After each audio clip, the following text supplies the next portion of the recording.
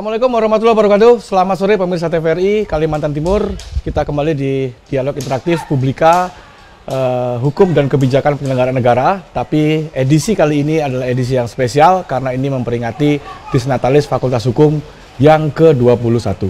Temanya pun juga agak lain daripada biasanya karena biasanya kita membahas beberapa tema-tema yang sangat serius. Kali ini super serius karena kita membahas mengenai masalah atlet, sarjana hukum, dan sport law. Jadi sesuatu yang sifatnya fun, sesuatu yang sifatnya dijalani, tetapi oleh para atlet ya, tetapi ada aspek hukumnya di situ. Itu yang kita sebut dengan sport law. Dan pada kesempatan kali ini, dialog kali ini, narasumber kita itu seperti biasa, kebiasaan kita pada saat Disnatalis Fakultas Hukum selalu menghadirkan alumni-alumni, tapi kali ini alumninya agak lain juga karena alumni yang dihadirkan adalah alumni yang hobinya banting orang dan yang hobinya nendang orang.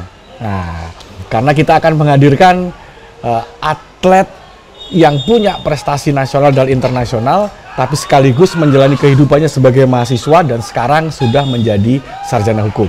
Kita sapa dulu, yang pertama adalah Mbak Tanti Ayu Nandia. Ini yang tadi saya bilang kerjaannya adalah selama masa kuliah kerjaannya adalah nendang orang karena sebagai atlet taekwondo ya? Iya Pak. Betul, kalau taekwondo kan pasti harus nendang orang toh? Iya betul Nah, Pak. kalau nggak nendang orang nggak menang toh? Iya betul. Nah, iya, kan begitu memang.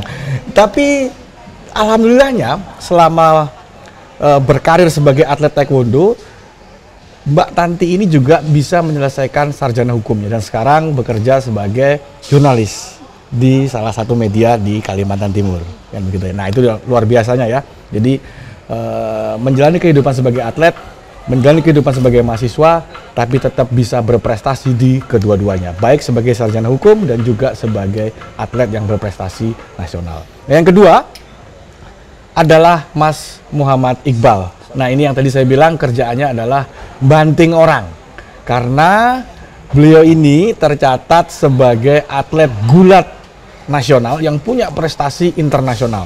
Udah malang melintang di dunia banting-membanting sejak tahun berapa, Mas Iqbal? Tahun 2006. 2006 ya? Sampai sekarang masih banting orang? Masih Pak. Masih, luar biasa.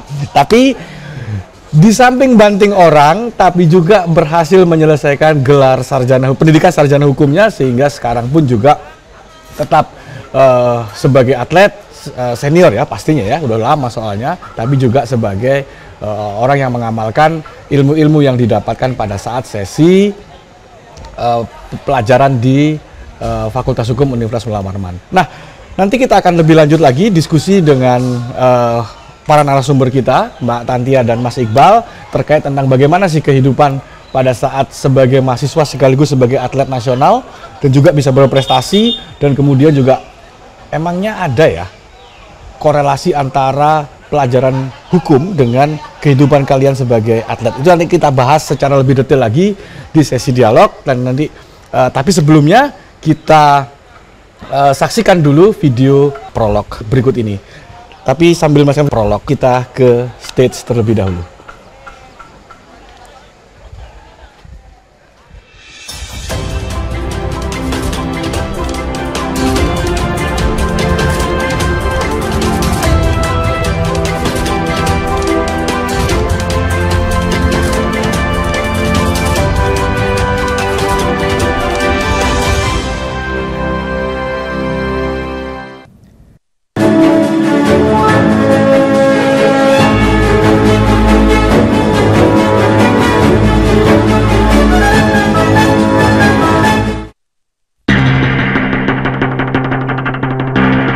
Berdasarkan Undang-Undang Nomor 11 Tahun 2022 tentang keolahragaan, olahraga adalah segala kegiatan yang melibatkan pikiran, raga, dan jiwa secara terintegrasi dan sistematis untuk mendorong, membina, serta mengembangkan potensi jasmani, rohani, sosial, dan budaya. Selain itu, olahraga merupakan bentuk aktivitas fisik yang dilakukan baik dalam bentuk kompetitif atau juga santai. Olahraga pada umumnya bertujuan untuk memelihara atau meningkatkan kemampuan dan keterampilan fisik sambil memberikan efek relaksasi ke orang yang melakukan olahraga dan hiburan ke orang yang menonton. Harus diakui bahwa saat ini olahraga sudah menjadi sebuah tren dalam dunia industri. Hal ini dapat dilihat dari beberapa cabang olahraga yang banyak menyita jutaan pasang mata untuk menyaksikan para idola maupun tim kesayangannya berlaga, seperti sepak bola, basket, voli, bulu tangkis maupun olahraga-olahraga lainnya. Namun, olahraga sendiri sebenarnya dilingkupi sebuah aturan hukum yang pasti. Bahkan hukum olahraga pun merupakan bahasan yang menarik, namun jarang diminati. Pada dasarnya, semua jenis olahraga memiliki law of the game atau aturan mainnya masing-masing. Dalam doktrin Lex Sportiva dirumuskan sebagai ajaran mengenai hukum yang khusus mengatur tentang olahraga yang dibentuk oleh institusi komunitas olahraga itu sendiri dan berlaku serta ditegakkan oleh lembaga olahraga itu sendiri tanpa intervensi dari hukum positif suatu negara dan tanpa intervensi dari hukum internasional. Lex Sportiva ini tegas-tegas menolak digunakannya hukum nasional suatu negara, baik dalam penyelenggaraan, pengawasan, pengendalian maupun penyelesaian sengketa olahraga cabang olahraga. Selain itu, cabang-cabang olahraga juga menolak campur tangan atau intervensi pemerintah atau negara dalam kekisruhan yang terjadi dalam organisasi cabang olahraga. Bahkan federasi internasional dalam cabang olahraga tertentu tidak segan-segan menjatuhkan sanksi kepada federasi nasional cabang olahraga dari suatu negara peserta yang pemerintah atau negaranya melakukan campur tangan atau intervensi terhadap penyelenggaraan cabang olahraga. Tentunya hal ini sangat berbenturan dengan Undang-Undang Keolahragaan Nasional. Lalu bagaimanakah para atlet dalam menyikapi masalah ini? Bagaimanakah pendapat para akademisi? Dan bagaimanakah masyarakat harus bersikap? Saksikan jawaban selengkapnya dalam Dialog Publika, Atlet, Sarjana Hukum, dan Sport Law.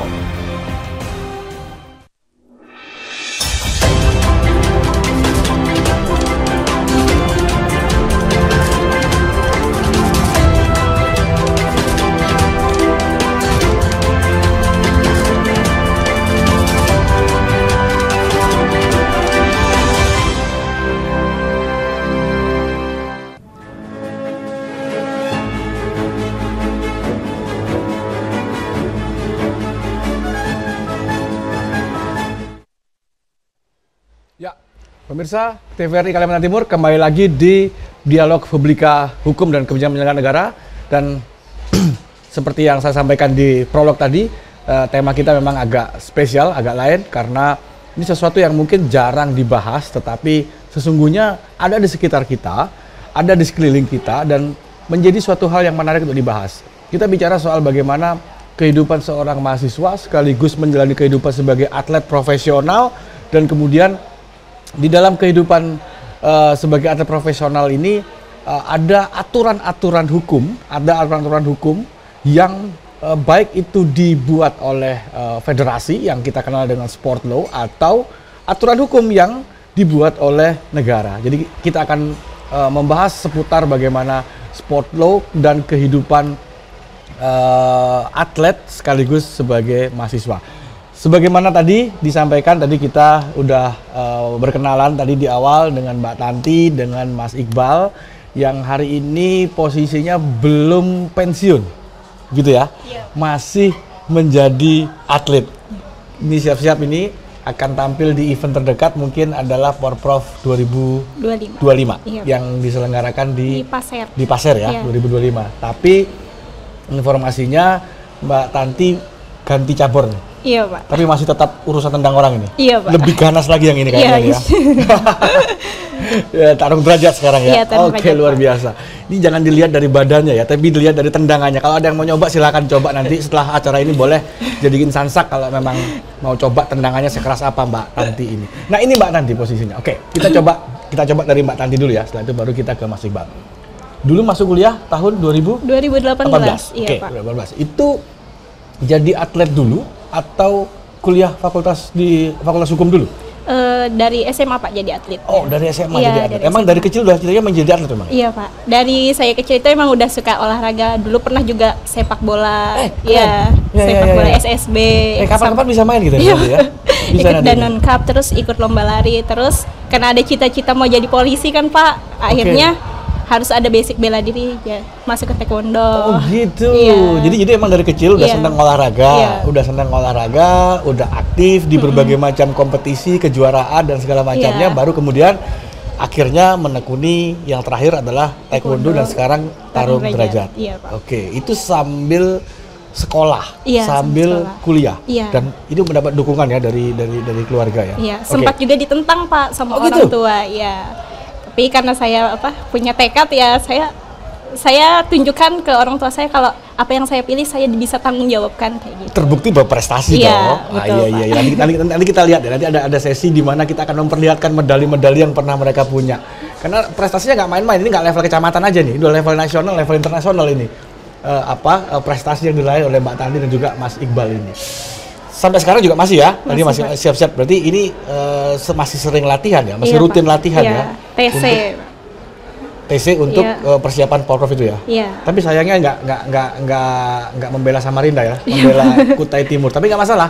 Ini bukan masalah siapa membela siapa di mana. Yang paling penting adalah ini soal bagaimana tetap bisa mengekspresikan diri, mengekspresikan apa yang menjadi impian pada saat kecil gitu Iya. ya.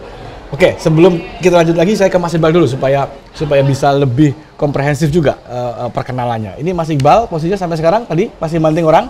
Masih Pak. Ikut Porprov juga tadi 2025? Insya Allah ikut, Pak. Oh, luar biasa. Samarinda? Samarinda. Oke, siap-siap. Atlet di daerah lain, ini Mas Iqbal atlet Samarinda. Karena saya juga KTP Samarinda, saya pasti akan dukung Samarinda nih. Oke, Mas Iqbal sama? Ini jadi atlet dulu atau kuliah dulu? Atlet dulu Pak. Atlet dulu? Dari kecil juga? Cita-cita dari kecil juga? Dari SD udah turun latihan. Jangan-jangan mulai kecil udah suka hobi banting orang, akhirnya diarahkan gitu ke gulat gitu, atau gimana nih? Enggak Pak. Enggak, orang tua aja sih sering ngantar karena ada banyak teman-teman orang tua di Memang pilihannya gulat dari dulu ya? Gulat Pak, gulat. Oke, kenapa kok bisa gulat? Siapa ya? Kemarin Kan jarang ya anak-anak muda, anak-anak kecil pengen kan jadi pemain bola, pemain basket, ya gitu kan. Ini kok gulat ini? memang ada keluarga sih Pak. Oh gitu, pengaruh keluarga ya? Iya, waktu sekolah itu. Sekarang udah almarhum Pak Rohandi Yusuf. Oke. Terus ada juga teman Bapak itu Pak Suryadi Gunawan. Oke. Terus Pak Benyamin. Itu Pak semua Semerani. atlet-atlet gulat. Mantan atlet gulat sekarang udah jadi pelatih Pak. Oke, kalau itu Pengurus. yang mempengaruhi atau yang menginfluence Mas Iqbal untuk Betul, bisa Pak. masuk ke gulat. Iya. Oke. Tapi memang gulat di Kaltim kan memang cabur unggulan ya, salah termasuk satu. Alhamdulillah Pak. Karena Masih di level nasional di PON atau di Asian Games, gulat selalu punya SEA Games misalnya gitu, Siap. gulat selalu menyumbangkan medali gitu ya. medali Pak. Nasional Alhamdulillah masih ya Kaltim masih jago ya. dominasi lah. Kalau di tingkat nasional Kaltim masih medali terbanyak gitu. medali terbanyak untuk cabang Betul. gulat ya. Oke. Dan Mas Iqbal pernah jadi bagian dari Alhamdulillah. mendapat medali emas dan medali tingkat nasional ataupun internasional itu ya. Alhamdulillah Pak. Luar biasa. Nanti kita akan lihat medali yang pernah diraih oleh Mas Iqbal. Terus ketika menjalani posisi sebagai atlet, ketika menjadi posisi sebagai ini berarti kan pro berarti kan ya. Karena sudah terjun di berbagai macam kompetisi kan Bisa dibilang Pak. bisa dibilang pro kan? Pro. Atlet profesional kan? Atlet profesional. Itu gimana cara membagi waktunya dengan kehidupan di kuliah? Gimana Mbak nanti waktu itu? Kan capek latihan. Belum lagi kalau udah disuruh kasih tugas sama dosennya yang kayak saya modelnya suruh bikin paper begitu. Emang ada waktu? Harus Pak, kita harus manage waktu. Ya capek sih Pak, cuman sudah pilihan. Gitu, Jadi Pak. sejak pertama kali masuk udah Iya. menyandang sebagai atlet pro, masuk Iya, kuliah, mengikuti jadwal kuliah, membagi waktu dengan jadwal latihan juga. iya Pak. Bahkan dulu saya waktu masih kuliah itu TC-nya kan di Tenggarong Pak. Bolak-balik Samarinda Tenggarong. Iya, waktu saya kuliah itu selesai kan sekitar jam 3:30 sore. Oke. Nah 3:30 sore saya dari kuliah, saya langsung TC ke Tenggarong. Nanti habis Isya balik lagi buat besok paginya kuliah. Begitu terus Pak, selama TC. Sekali latihan fisik atau gimana sebetulnya? Ya, fisik juga Pak, fisik ya, teknik juga. Oke, Selama oke. hampir 1 tahun sih Pak, kayak gitu terus. Karena TC kan Pak untuk Betul, persiapan betul, yang betul, Porprov 2018 waktu itu. Waktu itu ketika pertama kali masuk udah Iya. mau persiapan untuk Porprov 2018. Iya, Oke. waktu awal-awal kuliah semester 1 itu Pak. Oke. Tapi waktu kuliah nggak ketinggalan gitu kan? Maksudnya Ada Pak ketinggalan. Ada sempat iya, juga ya? dan saya ada beberapa mata kuliah yang saya ulang. Cuman ya itu Pak, saya rasa ketika saya sudah mengambil keputusan saya harus mempertanggungjawabkan itu kayak gitu. Jadi Karena Oke. antara prestasi dan akademik kan tidak bisa bersamaan, Pak. Oke. Harus ada salah satu yang dikorbankan, tapi bukan berarti tidak bisa dua-duanya dicapai kayak gitu. Nah itu dia. Jadi salah satu acara kita pada Disnatalis ini adalah sebenarnya untuk memotivasi baik mahasiswa yang sekarang sedang aktif atau nanti calon mahasiswa di Fakultas Hukum Universitas Warman, bahwa di hadapan kita saat ini ada 2 orang, ya sebenarnya banyak ya, tapi nggak mungkin kita undang semuanya, ini penuh nih, stage-nya penuh nanti ini kan. Kita undang 2 orang ini yang itu tadi yang seperti kata Mbak Tanti, dengan strugglingnya, dengan perjuangannya juga bisa menjadi sarjana hukum sekaligus berprestasi nasional. Jadi bukan ilusi atau bukan sebuah sesuatu yang nggak mungkin dicapai. Yang penting bagaimana memprioritaskan waktu, membagi waktu, pola hidup yang sehat dan segala macamnya kan gitu. Suka dukanya Banyak, Pak. menjalani 2 profesi sebagai atlet, sebagai mahasiswa? Iya, Pak. Suka dukanya, kalau yang dukanya waktu jadi mahasiswa plus atlet ini di mata kuliah yang ketinggalan kita, Pak, ketika teman-teman sudah Selesai, naik, sudah selesai, kita harus mengulang. Temannya bukan teman yang sama kan Iya, begitu kan, betul, mulai dengan Pak. adik kelas kan Iya, begitu ya. bener. Kan gitu. Terus kayak waktu sama keluarga juga bener-bener minim sekali, Pak. Karena kan prioritasnya pendidikan, latihan kayak gitu Me aja. time-nya kurang dong berarti. Iya, terus sama temen juga nggak ada namanya waktu nongkrong, Pak. Oh, Nggak ada, Pak. Nggak gaul gitu maksudnya. Nggak, iya. Iya. Ya gaulnya sama teman-teman sesama atlet itu gitu aja, ya. Pak. Karena juga habis latihan itu kita udah capek, Pak. Ya Ya, udah iya. balik langsung istirahat. Kan gitu harus aja. jaga kondisi juga kan, Iya, harus benar. fisik karena dipersiapkan untuk Iya. besok lagi kan begitu. Mas Iqbal sama? Sama Pak. Suka dukanya? Suka dukanya kalau memang di cabur gulat nih Pak ada namanya kelas kategori Pak. Oke. Jadi kalau udah posisi diet turunkan berat badan Oh tuh, Pak. iya, karena ada kelas-kelasnya berdasarkan Betul, kilogram kategori. ya. Iya betul Kilogram. betul. Jadi posisi lapar-laparnya itu harus turun, ada jadwal kuliah ini kita jaga Iya. jaga makan gitu Betul, Pak. betul. Padahal Makan. sebenarnya jam istirahat tapi harus ngisi waktu daripada Betul. ketinggalan gitu. Maka tukang pentol berkeliaran banyak ya. Itu Pak. Tahu sendiri. Iya. Jadi harus menjaga berat badan betul. Iya, betul, Pak. Atlet harus menjaga disiplin, menjaga berat badan. Iya, Pak. Sementara posisinya di kampus posisinya ya nggak sedisiplin Iya. yang di TC kan Benar. begitu, godaannya banyak. Iya. Jadi Banyak. jadi dukanya di situ, bukan duka Iya. ya, tantangan sebetulnya, Iya. tantangan challenge-nya di situ ya. Tantangan challenge-nya di situ bahwa harus menjaga, terus teman-temannya sering ngajakin, Iya. ya sudah yuk kita makan pentol dulu kan gitu kan, Iya, ayo kita Pak. makan mie goreng dulu kan. Belum lagi yang pedes-pedes gitu, Pak. Pedes es itu kan kalau atlet harus Dijaga ya, Iya, Pak. harus dijaga ya, Heeh. nggak boleh terlalu banyak makan yang begitu Iya, ya. benar. Oke, ini luar biasa perbincangan kita di awal-awal ini, di segmen 1 ini masih kita berbicara mengenai hal-hal yang sifatnya ringan-ringan dulu. Setelah ini baru kita bicara lebih serius lagi. Tapi kita break iklan terlebih dahulu.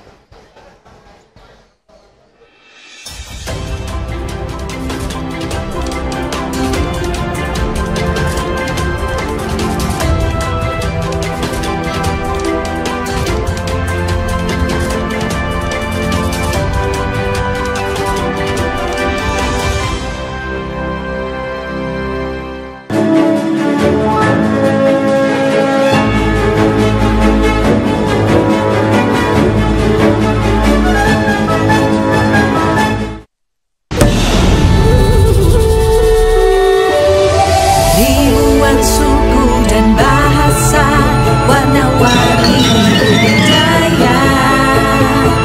Ajarkan kita bijaksana, menjaga Indonesia kaya. Ayo tenang kita bersyukur, rakyat terus bersatu padu, pemerintah yang adil dan jujur, pimpin negaraku maju. Ayo mama, jangan marah beta. Dia cuma pegang beta.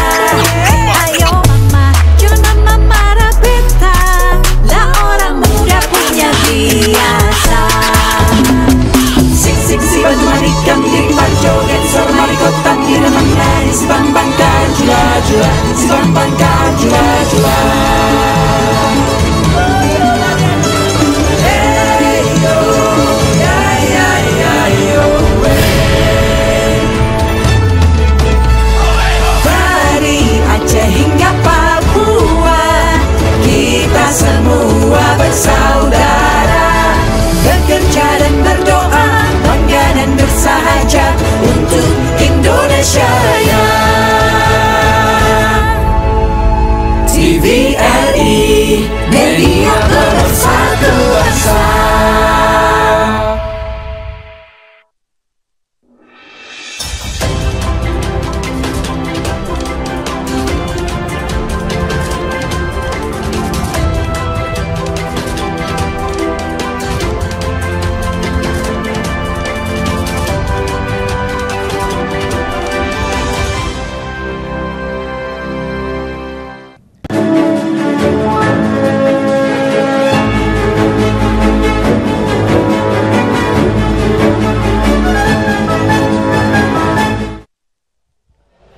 Kembali lagi di dialog Publika, Hukum dan Kebijakan Penyelenggaraan Negara, kerjasama Fakultas Hukum Universitas Warman dan TVRI Kalimantan Timur. Nah, ini kita di segmen kali ini kita agak lebih serius lagi membicarakan mengenai seberapa support yang namanya materi kuliah selama menjadi mahasiswa Fakultas Hukum dengan kehidupan sebagai seorang atlet. Karena pastinya kan ketika menjadi seorang atlet kan pasti ada hal-hal yang berhubungan dengan misalnya kontrak, misalnya kan ada ya kontrak atau perjanjian sebagai seorang atlet. Nah itu kira-kira menurut Mbak Tanti sampai dengan hari ini ketika menjalani masa kuliah kemarin posisinya seberapa support ilmu hukum yang dipelajari di kelas, di kampus dengan kehidupan sebagai seorang atlet?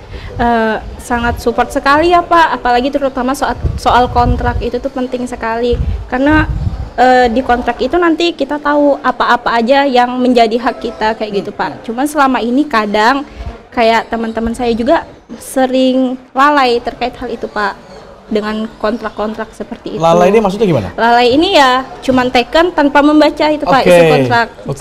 Sedangkan dari Fakultas Hukum kan kita diajari untuk memahami dulu, membaca isi dari isi kontrak itu. Benar. Apabila belum sesuai kita bisa pertanyakan karena kan kontrak tidak boleh berat sepihak kan Pak. Ya. Dasar hukum kontrak adalah equal. Ya.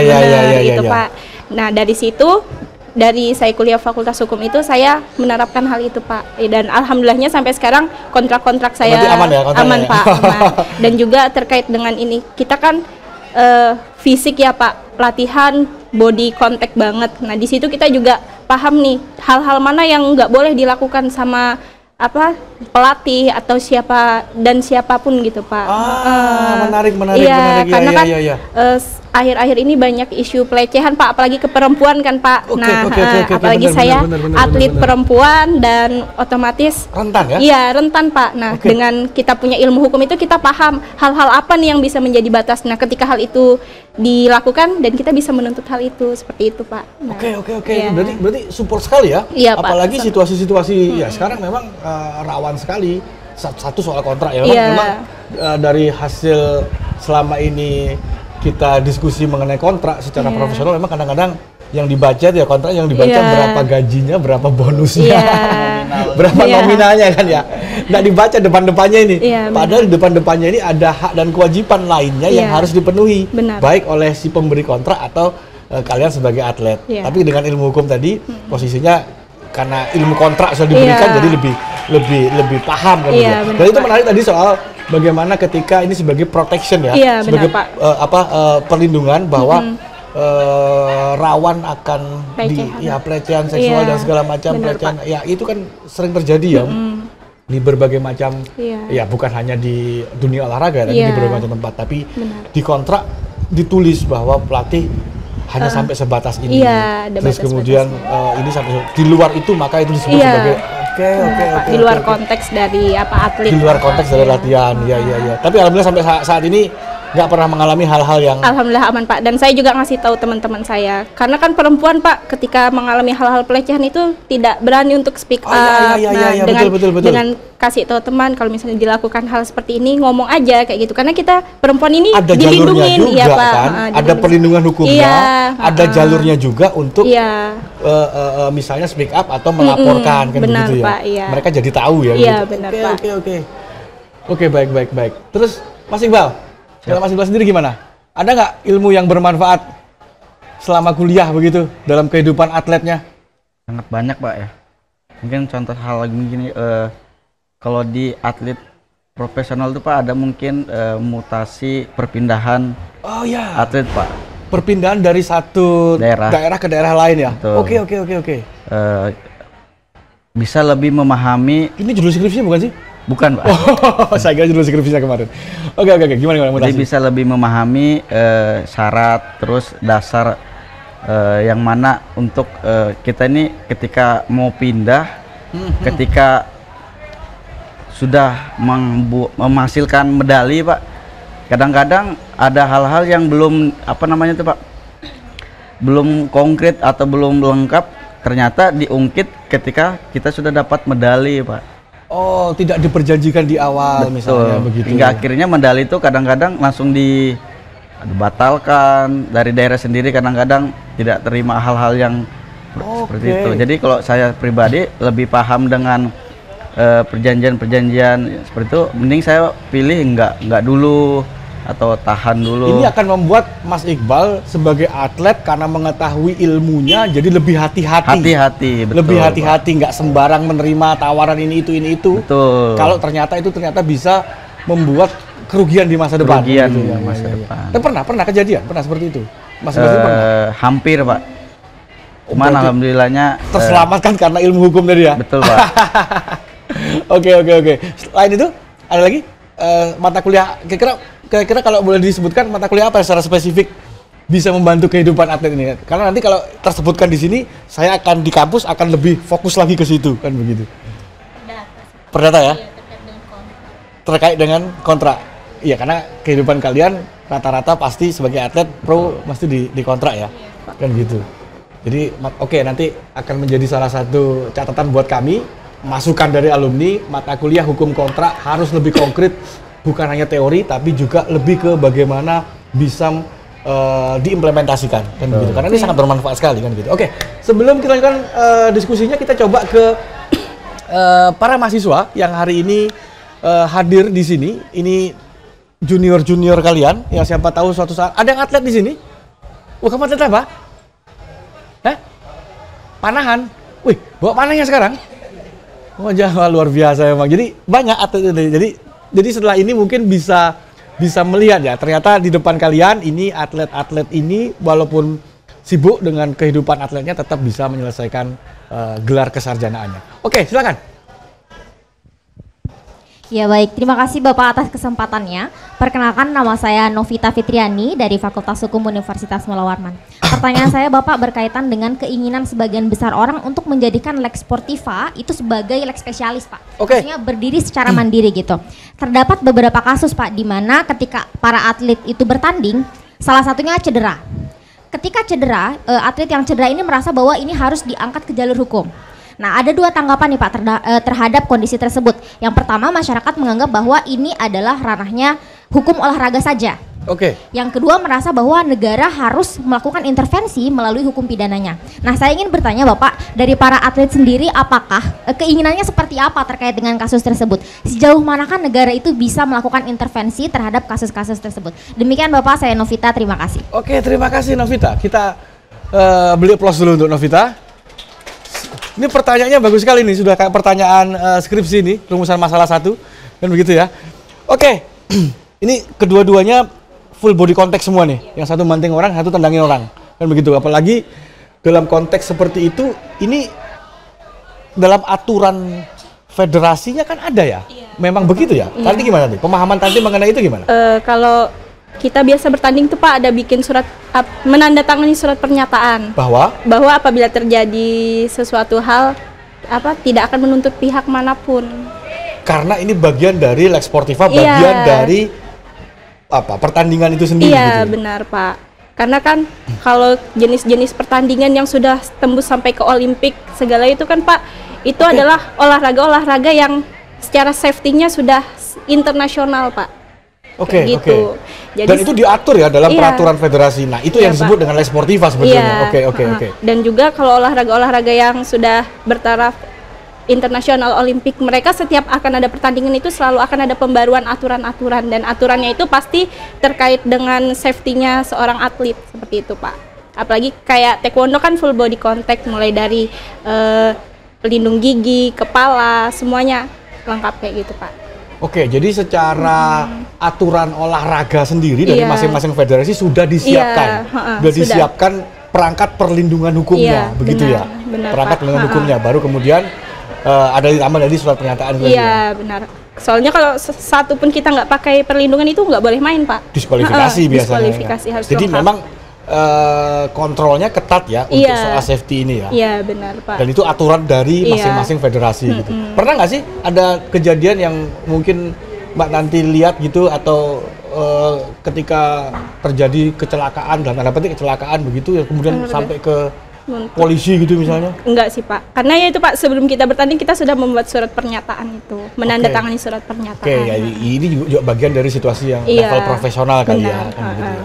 Kalau di apa namanya hukum nasional pun posisinya ya memang ya harus ketika ada luka-luka dan segala macam kan nggak bisa dikenakan KUHP juga begitu kan. Ya namanya taekwondo ya pasti Pak. Ya namanya taekwondo kan ya pasti ada yang bocel-bocel ya pasti ada kan begitu ya. Lutut geser, rahang geser itu sudah jadi. Itu kalau dilakukan di luar sini ya baru. Iya Pak, baru di sini. Mas Iqbal. Siap. Sama. Di gulat juga sama ya? Sebenarnya sama aja Pak, nggak jauh berbanding sama hal-hal yang sudah disampaikan sama Mbak. Jadi kalau di gulat tuh, kalau untuk apa tadi namanya Lex Sportiva tadi tuh biasanya KONI Provinsi Kaltim tuh udah ada namanya buku pedoman atau buku buku pedoman sih Pak lebih tepatnya Pak. Untuk seperti atlet itu tinggal mempelajari aja Pak. Oh, pedoman ini rules of the game-nya ya, kira-kira begitu ya. Laws of the game-nya kira-kira kalau pertandingan profesional maka harus menggunakan alat seperti ini, safety-nya seperti ini, standarisasinya seperti ini. Termasuk apa namanya ketika itu dilanggar maka itu dia bisa berujung pada diskualifikasi. Betul. Ketika kita bicara mengenai hukum nasional, bicara hukum olahraga, ini menurut Mas Iqbal sendiri sama Mbak Tanti kira-kira seberapa besar seorang atlet itu dari pengalamannya ya harus mengetahui minimal dasar-dasar hukum itu tadi? Kalau saya pribadi harus sangat memahami sih Pak terkait dengan kontrak, karena di situ kita akan berbicara hak kita, tanggung jawab kita seperti itu Pak. Dan juga tanggung jawab dari pihak lain. Iya benar Pak. Kewajiban yang harus dilakukan dan segala macam itu. Betul. Kewajiban pihak yang mengontrak kita dan kita sebagai yang dikontrak itu apa saja. Agar nantinya kan tidak jadi permasalahan Pak. Ya tapi kan nggak semua atlet dalam tanda petik sarjana hukum. Benar. Terus ya itu Pak, kayak saya yang saya paham akhirnya saya kasih tahu teman-teman gitu. saya. Jadi mengedukasi lah mengedukasi luar biasa. Jadi bukan hanya sebagai sarjana hukum atau belajar hukum saja, tapi juga mengedukasi ilmunya dipakai untuk mengedukasi yang lain. Iya, karena pernah Pak di 2016 itu umur saya kan 16 tahun. Itu saya ingat dibuat perjanjian Pak, pernyataan di atas materai, itu saya tidak boleh pindah klub manapun. Nah, waktu saya sudah masuk kuliah, itu ada syarat-syarat perjanjian kan Pak? Betul. Iya. 16 tahun kan belum boleh. Belum boleh. Nah, waktu saya sudah kuliah, oh iya waktu itu kan aku sudah tanda tangan. Boleh 16 tahun menandatangani kontrak tapi harus ada perwaliannya. Nah saat itu tidak ada Pak. Jadi pas saya kuliah hukum saya jadi tahu. Oke. Di dalam sport law-nya, sportivanya kan juga ada yang seperti itu bahwa kalau saya kan mendalami kontrak sepak bola ya. Itu anak-anak yang berada di bawah 18 tahun itu harus didampingi oleh orang tua sebagai yang mengetahui sebagai walinya. Terus tidak boleh dikontrak lebih dari 3 tahun. Tidak boleh. Anak-anak yang umur 12 tahun kalau di dalam hukum sepak bola posisinya itu juga tidak diberikan upah. Tapi bentuknya adalah beasiswa. Di bawah 12 tahun, ya umur 7 tahun kan nggak bisa dikasih gaji. Mau gaji berapa? Posisinya kan. Betul. Kalaupun dikasih gaji ya tembusnya kan ke orang tua. Karena secara hukum kan anak-anak kan belum dianggap sebagai person yang sempurna kan begitu. Karena 13-20 ya. Saya jadi saya ini sebenarnya host atau narasumber ya sebetulnya. Jadi kita bahas sama-sama deh. Kan begitu ya. Itu posisinya boleh dilakukan kontrak terhadap anak-anak yang di bawah 12 tahun boleh, tetapi satu harus ada orang tua. Terus kemudian sebisa mungkin bentuknya itu bukan gaji atau upah, tapi bentuknya adalah beasiswa. Karena beasiswa itu dia masih masa sekolah dan tidak boleh mengganggu dia dikontrak sebagai atlet misalnya, tapi nggak boleh mengganggu masa bermainnya, masa sekolah. Anak umur 7 tahun, 8 tahun itu kan jam-jamnya main ini, kan begitu posisinya, nggak bisa diganggu dia. Karena kalau nggak dibebaskan begitu nanti pertumbuhan di masa depannya yang jadi terganggu kan. Karena secara biologis itu jamnya main, kan begitu posisinya. Dan itu tertuang di dalam kontrak yang seperti itu. Mas Iqbal gimana Mas Iqbal? Posisinya seperlu apa sih seorang atlet itu paham hukum gitu? Kalau saya sih memang yang pertama kontrak benar Pak, sangat harus penting. Terus yang kedua, kalau dalam hukum saya setelah berprestasinya Pak, pentingnya gini, ketika kita sudah berprestasi, atlet ini dari daerah sudah bisa diapresiasi juga Pak, dalam jatuhnya memo, surat, apa namanya itu, tembusan, agar kita ini diperhatikan untuk ke lingkup nextnya tuh ke pekerjaan. Kesejahteraan atlet setelah selesai menjadi atlet. Betul Pak. Oke. Lebih paham, membuat surat yang artinya apa sih, persyaratan pekerjaan tuh Pak. Oh iya, membuat apa untuk melengkapi persyaratan pekerjaan. Oke. Tapi kan nggak semua atlet paham seperti yang Mbak Tanti Mas Iqbal. Sarannya gimana nih? Atlet suruh belajar hukum semua kan? Iya Pak. Kuliah hukum atau suruh kuliah hukum ya. Oke, berarti nanti bisa kita bahas lagi setelah jeda iklan berikut ini.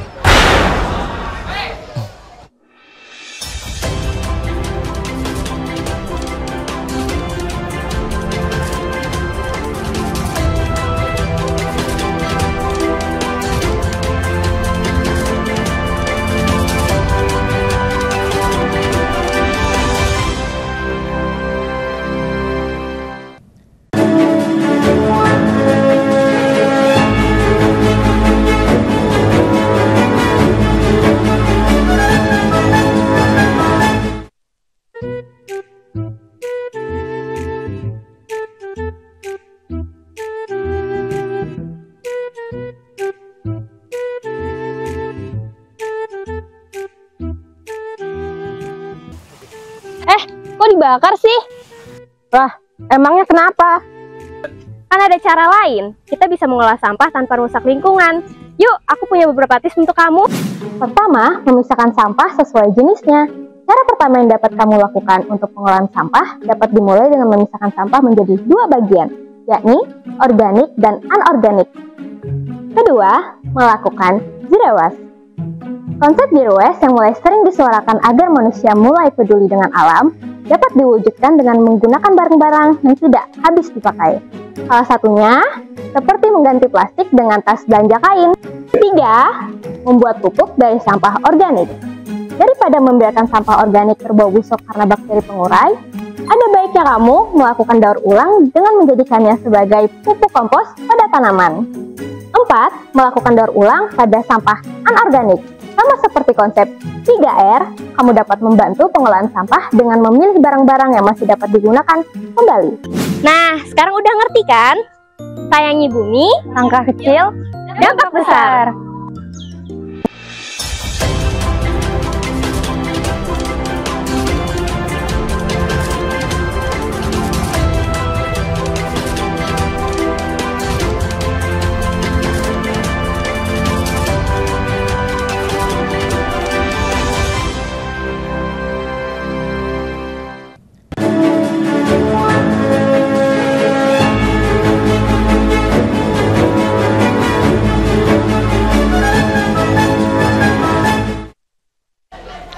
Ya, kembali lagi ke Dialog Publika Interaktif kerjasama Fakultas Hukum dan Orman dengan TVRI Kalimantan Timur yang masih membahas soal kehidupan atlet, sarjana hukum, dan sport law posisinya. Tapi ini tadi kurang lengkap kalau kita nggak menunjukkan medalinya.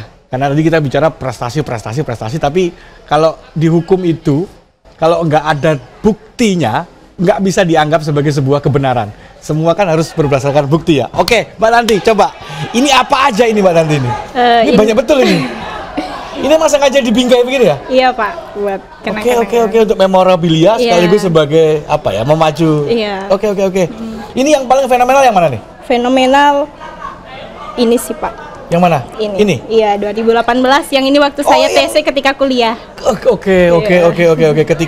Ketika TC bersama dengan kuliah, akhirnya ini dapat medali apa nih? Juara 2 sih. Perunggu. Perak. Perak. Oke. Medali perak Prof Kutai Timur 2018. Iya. Oke. Yang ini? Yang lainnya? Kalau yang ini nasional DWCU Open Taekwondo, di Jogja, Pak. Oke. Waktu itu kuliahnya dapat dispensasi kan? Waktu ikut pertandingan begini? Dispensasi, Pak. Wah, luar Iya. biasa. Untung saya kasih dispensasi ya. Iya, Pak. Kalau enggak dibicara sini enggak, dulu enggak dikasih. Ya saya juga yang kena nanti kan. Iya, Pak. Ada dispensasi dulu ya? Iya, dispensasi, Oke, Pak. oke. Jadi ini diperoleh selama rata-rata diperoleh selama kuliah ya. Ini iya, 2018. Ini 2019. Iya. Terus kemudian ada lagi yang ini 2019. Iya, 2019. Terus kemudian ada lagi yang 2017, 2017 ini ya. Iya. Ya jadi ya ini kan yang terkumpul ya, tapi Iya. sebenarnya lebih banyak lagi Iya. sebetulnya kan kalau dibawa ke sini lebih banyak. Oke. Jadi posisinya medali-medali ini posisinya akan menjadi sebuah situasi yang menjadi bukti, alat bukti bahwa mereka benar-benar berprestasi. Mas Iqbal, saya dengar sampai di SEA Games kemarin tuh. Alhamdulillah, Pak. Weh, SEA Games berarti internasional dong. Waktu itu SEA Games mana tuh? SEA Games yang pertama memang kan saya Pak kuliah waktu masuk 2009 Pak. 2009, oke. 2009. Senior sekali. Untuk SEA Games perdana atau pertama saya itu di 2011 Pak. 2011 berarti masih semester Palembang. 4. Iya benar. Ya 4 ya. Ya, masih semester kuliah 4. lah Iya artinya, betul Pak. Mas, di Palembang. Palembang, tuan rumah Indonesia. Tuan rumah. Alhamdulillah dapat medali emas Pak. Oke. Nih. Di shoot nih. Saya dong coba sekali-kali saya pengen pakai juga nih. Saya pengen ngerasain juga kayak masih medalinya atlet SEA Games itu. Kan saya nggak pernah. Kan saya medali yudisium aja saya ini kan. Nah, coba sih rasanya. Weh, lain juga emang ya medali SEA Games ini. Iya. Ini Mas Murni atau bukan ini? Siapa tahu bisa di gram-gramkan kan ya. Oke. Ini pertama kali ya, waktu Pertama masih kali, semester Pak. 4 waktu itu ya. Benar. Oke. Terus Habis ini itu medali emas. Medali emas SEA Games Pak. Gila, medali emas SEA Games. Oke. Yang ini Terus berlanjut di tahun 2012 Pak. Pekan olahraga nasional di PON. Riau. Benar. PON Riau. Oke. Masih zaman kuliah juga Pak. Masih zaman kuliah juga. Oke. PON Riau. Oke. Keren. Yang itu? Yang ini masih di zaman kuliah 2013 Pak. SEA Games. Oh, di Myanmar. SEA Games Myanmar. Medali perak. Medali perak. Medali perak. Oke. Mas Iqbal turun di kelas berapa sih? Saya kelas kategori paling kecil Pak. Kelas 50 kg. Sekarang berapa? Udah bicara lebih Pak. Berarti kalau sekarang mainnya di kelas atasnya ya? Iya, kelas atas. Iya, keren medalinya nih. Oke. Dan ini tiga-tiganya diperoleh selama kuliah. Bisa dibayangkan diperoleh selama kuliah diperolehnya medali emas SEA Games, medali emas PON ini juga tadi medali emas juga diperoleh selama kuliah.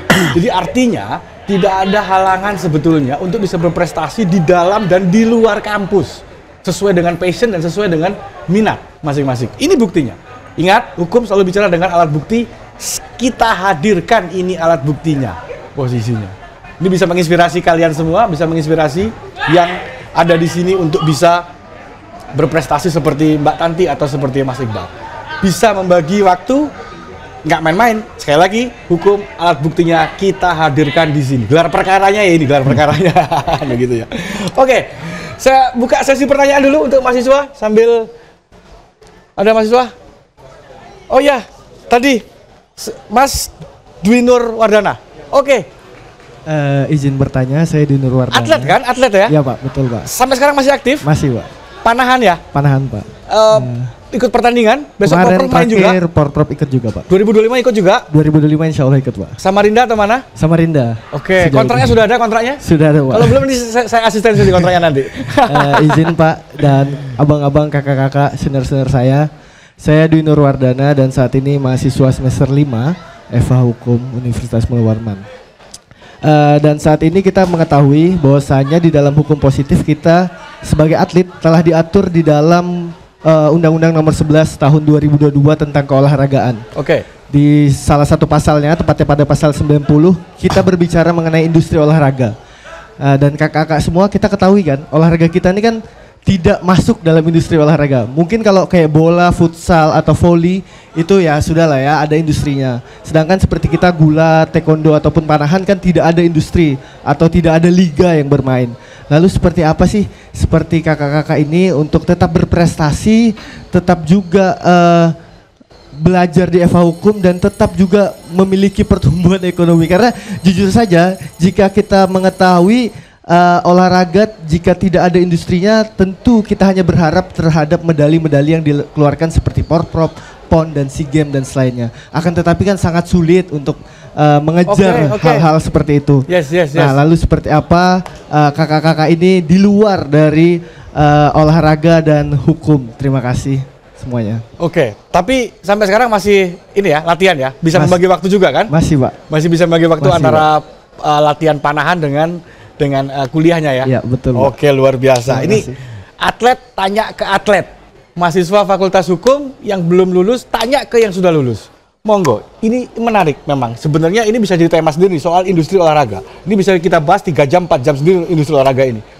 Oke, tadi disampaikan, kalau dalam bola, ya ini gampangnya pertanyaannya adalah secara situasional memang jadi atlet sejahtera nggak sih? Kan gitu. Ada bahasa kasarnya, ada duitnya nggak sih? Kan begitu. Gimana? Oke, ini nanti supaya nggak berat, coba mungkin ditaruh dulu bisa ini. Boleh. Oke. Jadi gimana? Industri olahraga ini kan berbicara mengenai bahwa sekarang memang industri olahraga ini kan soal bagaimana olahraga itu juga bisa menunjang kesejahteraan atlet juga. Melalui industri olahraga seringnya dibuatnya pertandingan, seringnya dibuat turnamen, seringnya dibuat liga yang rutin dan segala macam. Ini gimana pandangan Mbak Tanti soal itu? Kalau saya mempertahankan antara menyeimbangkan prestasi non-akademik dan prestasi akademik itu Pak, ya seperti saya bilang tadi, antara non-akademik dan akademik ini tidak bisa berjalan bersamaan. Pasti salah satunya ada yang kita korbankan. Tapi bukan berarti kedua-duanya tidak bisa kita capai. Nah, kalau dari saya kemarin, saya memang di SMA sampai saya kuliah itu saya nge-push di prestasi non-akademiknya Pak. Karena ketika saya sudah punya prestasi non-akademik, ketika saya pendidikan, saya bisa mengurus beasiswa dan ini membantu untuk beasiswa-beasiswa. Seperti itu. Oke, berarti ada effort lain untuk bagaimana bisa mendukung perkuliahan itu juga. Salah satunya dengan prestasi yang diraih diajukan sebagai situasi untuk mendapatkan beasiswa. Oke, keren. Pak. Mas Iqbal, atlet sekarang zaman hari ini terutama gulat bisa untuk hidup dalam tanda petik? Alhamdulillah Pak. Jadi nggak usah khawatir, gulat bisa untuk hidup. Untuk memotivasi teman-teman lah, artinya bahwasanya kalau untuk berbicara prestasi sudah pasti ada apresiasi Pak. Kalau dari pemerintah kota, pemerintah provinsi Pak. Kadang-kadang kalau bicara pertandingan di kelas Porprov itu sudah pasti pemerintah kota memberikan hadiah Pak, lumayan lah, artinya medali emas puluhan juta, perak perunggu. Kalau bicara tingkat nasional internasional, KONI provinsi memberi, terus kontingen Indonesia juga memberi hadiah ratusan juta. Itu sangat yang penting kan berprestasi dulu. Berprestasi Pak. Nah, berprestasi ini didapat dari yang namanya latihan keras, disiplin, terus kemudian mengikuti perkembangan olahraga, perkembangan teknik yang baru gitu ya, supaya bisa dapat bisa dapat prestasi. Nah, kalau udah prestasi, apresiasi pasti datang. Kan begitu. Tinggal bagaimana memanage Pak. Memanage berarti selain ilmu hukum mungkin perlu ilmu akuntansi kali ya. Soalnya kan biasanya bonus-bonus dan segala macam itu harus di-manage sedemikian rupa kan ya? Betul Pak. Supaya bisa jadi dalam tanda petik bisa menjadi barang yang bermanfaat di kemudian hari. Kan jadi atlet mungkin nggak seumur hidup ya, pasti ada masanya ya. Kan gitu posisinya. Tapi intinya bekerja keras, latihan keras, disiplin. Terus kemudian mengikuti perkembangan olahraga itu sendiri, teknik-teknik baru atau hal-hal baru, bisa berprestasi. Prestasi itulah yang kemudian akan mendatangkan apresiasi. Nggak bisa tiba-tiba langsung muncul gitu. Kira-kira. Jadi, nah soal apakah kemudian liganya bisa dijalankan tiap tahun, saya kira itu juga menjadi PR kita semua kali ya. Betul Pak. Kalau turnamen gulat ada ya setiap tahun yang diselenggarakan gitu? Ada Pak, mengikuti kalender. Biasanya KONI provinsi itu untuk bicara provinsi, Porprov itu Pak per 4 tahun sekali Pak. Kalau yang di luar Porprov? Untuk kan olahraga nasionalnya per 4 tahun juga. Kalau untuk SEA Games per 2 tahun gitu Pak. Itu udah terjadwal. Oke. Ya kalau memang kurang, saya rasa ini peran dari Universitas Mulla Warman seharusnya juga ikut mendukung hal-hal seperti itu ya. Betul, Pak. Harusnya Unmul juga bikin yang misalnya turnamen Unmul Cup, Rektor Cup untuk gulat, untuk taekwondo atau tarung derajat, atau untuk panahan sekalian. Harusnya sih begitu, karena di level mahasiswa kan UKM-nya ada ya? Taekwondo ada ya? UKM-nya? Masih gulat ada? Di Unmul kemarin ada? Belum ada ya? Lupa kayaknya, Pak. Ya, harusnya kan di level mahasiswa, di level universitas itu juga mendukung harusnya. Semakin banyak komunitas atau semakin banyak hal yang mendukung olahraga itu sendiri, otomatis akan mendukung industri olahraga itu sendiri. Tapi kalau dari level universitas juga tidak banyak mendukung, saya kira kan ya atlet Unmul kan banyak ya sebenarnya. Banyak, Pak. Ya kan, jangankan Unmul, hukum aja sudah banyak, kan begitu ya, apalagi kalau seluruh Unmul yang punya prestasi-prestasi. Saya kira, oke, ini pesan untuk Universitas Mulla Warman, termasuk saya, Pak Rektor, nanti gimana caranya Unmul harus bisa lebih memperhatikan perkembangan dunia olahraga. Karena olahraga pun juga sekarang udah masuk menjadi ilmu. Sehingga sudah harus sepantasnya untuk diberikan perhatian yang sama. Jangan menyelenggarakan saja seminar-seminar, tapi juga selenggarakan turnamen, ya nggak sih? Betul, Nah, itu dia, selenggarakan turnamen. Kita punya sumber dayanya, kita punya ilmunya, kita punya lokasinya, stadion ada, venue-nya ada, ya tinggal mau apa enggak, kan begitu. Ini pesan untuk Universitas Mulla Warman, walaupun saya sendiri juga orang Unmul juga, ini pesan untuk diri saya sendiri sebetulnya. Oke, memasuki segmen terakhir posisinya, Mas Iqbal, Mbak Tanti, posisinya saya minta 2 statement. Satu, masukan untuk Fakultas Hukum, kira-kira hukum apa yang harus diperdalam atau diadakan untuk menunjang atlet. Terus kemudian yang kedua, statementnya kira-kira diberikan kepada mahasiswa dan diberikan kepada calon mahasiswa di luar sana untuk bisa memotivasi mereka bahwa menjadi seorang mahasiswa juga bisa menjadi seorang atlet, atau sebaliknya, seorang atlet juga bisa menjadi seorang mahasiswa, dan pada akhirnya atlet yang berprestasi, sarjananya pun juga dapat. Mbak nanti gimana? Kalau untuk Fakultas Hukum Unmul, mungkin terkait dengan hukum keolahragaan bisa ditambahkan. Keren. Ya, karena kan SDM atlet di Fakultas Hukum ini mungkin semakin tahun semakin bertambah. Iya, karena kita punya jalur prestasi nih. Iya, betul, Pak. Jalur pertama masuk fakultas di seluruh Indonesia ya, itu jalur pertamanya jalur prestasi. Kita selalu kadang-kadang dapat nih yang udah prestasi itu kan SMA masuk ke Fakultas Hukum. Karena prestasi non akademik ya, terutama olahraga ini kan Pak, selama ini juga masih kadang dianggap sebelah mata, tapi buktinya seperti di kepolisian sekarang ada jalur rekpro segala untuk menerima ini prestasi-prestasi yang non akademik. Nah, mungkin di Fakultas Hukum perlu nanti ditambahkan terkait dengan hukum keolahragaan itu, Pak. Ya, supaya mereka lebih paham lagi terkait dengan hak, kewajiban yang berhubungan dengan keolahragaan. Oke. Motivasi untuk ini yang masih kuliah nih? Mahasiswa yang masih kuliah. Intinya kita harus bisa memanage waktu. Sebetulnya kalau di dunia atlet itu musuh terberat itu bukan lawan kita di tempat pertandingan, tapi diri kita. Diri kita itu musuh terberat kita. Ketika kita malas untuk latihan, itu kan kita harus melawan diri kita. Sama seperti kita mengerjakan skripsi, cepat atau enggaknya kan kita sendiri. Kita mau nggak cepat selesai. Nah, kayak gitu juga di dunia atlet. Jadi pintar memanage waktu. Dan ya itu sih, ngatur diri sendiri gimana, dan harus punya target. Hukum keolahragaan, terus kemudian disiplin. Soal memanage waktu dan segala macamnya. Insya Allah bisa terselesaikan dua-duanya. Mas Iqbal, saran untuk Fakultas Hukum?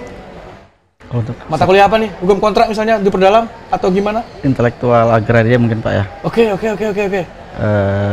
Supaya mungkin atlet ketika sudah tidak ada fase break dalam dunia atlet, Pak, istirahat.